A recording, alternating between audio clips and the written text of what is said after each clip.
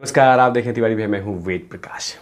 लगभग 7 महीने के बाद लंबू चचा की पत्नी, थाली में छेद करने वाली, थाली की ठकुराइन, थाली की ठेकेदारन, बॉलीवुड की ठेकेदारन निकली हैं अभी अपने घर से।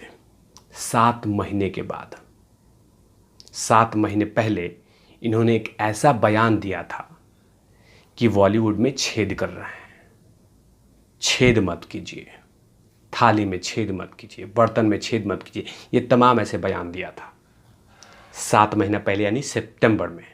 लेकिन अब वो फिर निकली है 7 महीने बाद, और वो भी किसके लिए? पश्चिम बंगाल की मुख्यमंत्री ममता बनर्जी के प्रचार के लिए। और वहां कह रही हैं कि अत्याचार के खिलाफ लड़ाई लड़ने आई हूं मैं। लेकिन सवाल है कि जया चाची 7 महीने में कितने सारे इंसिडेंट हुए हैं, लेकिन उन तमाम मुद्दों पे जया चाची कुछ नहीं बोलती हैं, कुछ बोली भी नहीं है। सबसे लेटेस्ट में जो घटना घटी है मनसुख हिरेन की केस, जबकि जया चाची एक हीरोइन भी हैं और साथ में नेता भी हैं। उनके पास अधिकार भी है कुछ बोलने का, लेकिन मुंह में दही जमा के बैठी हुई हैं, क्योंकि महाराष्ट्र सरकार से डर लगता है। महाराष्ट्र सरकार से सवाल पूछने से डर लगता है, क्या पता घर टूट न जाए, इसीलिए महाराष्ट्र सरकार से सवाल नहीं पूछती है। लेकिन सवाल पूछने के लिए कोलकाता गई हैं, यानी कि मुंबई से 2000 किलोमीटर उड़ के कोलकाता की धरती पे गई हैं और सवाल पूछ रही हैं भारतीय जनता पार्टी से, जया चाची 2000 किलोमीटर दूर जाके। लेकिन मुंबई में हैं, और मुंबई में ऐसे ऐसे घटना घटी हैं जिनके बारे में जया चाची कुछ नहीं बोलती हैं, कुछ नहीं कहती हैं, चुपचाप रहती हैं। लेकिन कोलकाता में जाके अत्याचार के खिलाफ बोल रही हैं, अत्याचार खिलाफ। लेकिन जया चाची को मुंबई में हुए घटना, मनसुख हिरेन के केस में जो केसेस देख रहे हैं उसमें कुछ नहीं बोली। मुकेश अंबानी के घर के सामने में बम लगाया गया, कुछ नहीं बोली। पालघर साधुओं के साथ निर्मम हत्या की गई, कुछ नहीं बोली। दिशा सालियान के साथ कुकर्म हुआ, कुछ नहीं बोली। सुशांत सिंह राजपूत के साथ 14 जून की जो घटना घटी उसमें कुछ नहीं बोली। कंगना का घर तोड़ा गया और सिर्फ सवाल पूछने पे, उस पर भी कुछ नहीं बोली। नेवी ऑफिसर की आंख फोड़ने का जो दुस्साहस किया शिवसेना के नेताओं ने, उस पर कुछ नहीं बोली।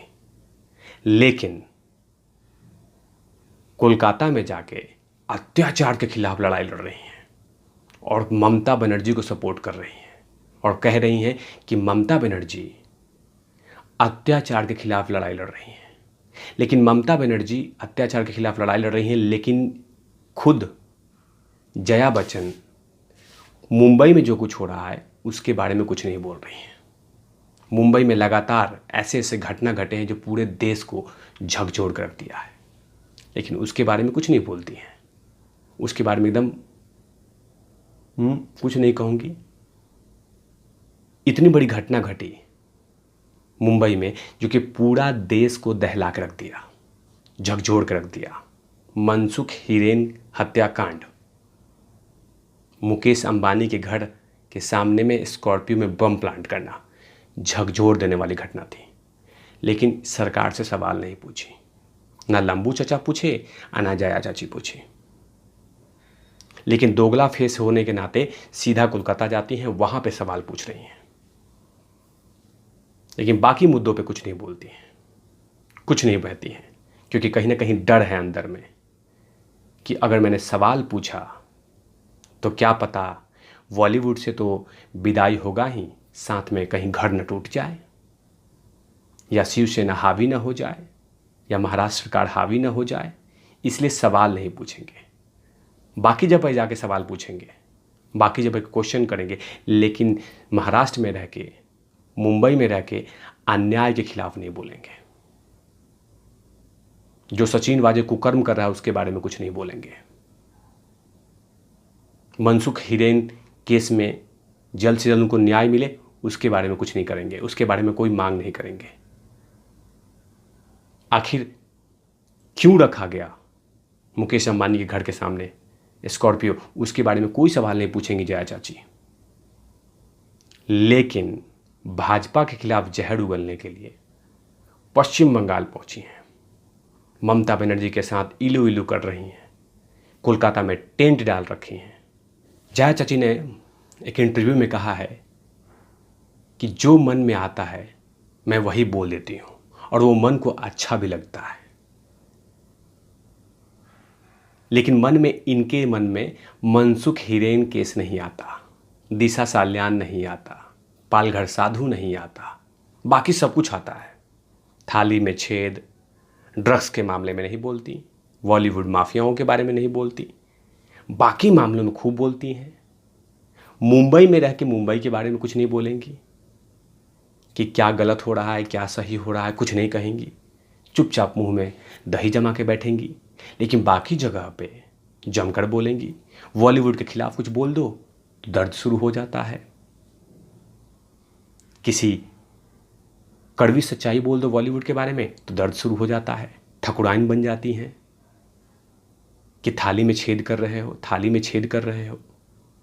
लेकिन बाकी मुद्दों पे एकदम नहीं बोलूँगी मैं, वो चाहे आप कुछ भी सवाल पूछिए, कुछ भी कीजिए, आप सवाल पूछिए, मैं कुछ बोलूँगी ही नहीं। लेकिन जैसे भाजपा के खिलाफ बोलना है तो पश्चिम बंगाल जाके ममता के बगल में बैठ के खूब सारा प्रचार कर रही हैं, रोड शो कर रही हैं भाजपा को हराने के लिए।